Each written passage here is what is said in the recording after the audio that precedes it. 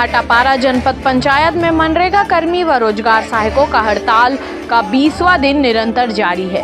मनरेगा कर्मी व रोजगार सहायक लगातार अपनी हड़ताल के तरफ सरकार का ध्यान लाने के लिए तरह तरह के हथकंडे अपना रही हैं। इसी कड़ी में भाटापारा जनपद पंचायत के समीपस्थ ग्राम सेमरिया घाट में शिवनाथ नदी में सभी अधिकारी, कर्मचारी व रोजगार सहायक लोग जल सत्याग्रह किया।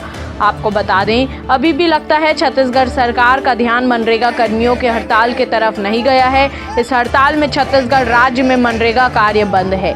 संघ के पदाधिकारियों का कहना है, जब तक मांगों को पूरा नहीं किया जाता है हड़ताल जारी रहेगा और अलग अलग तरीकों से सरकार का ध्यान आकर्षित करके अपनी मांगों को पूरा कराने का प्रयास किया जाएगा। भाटापारा से अमृत साहू की रिपोर्ट।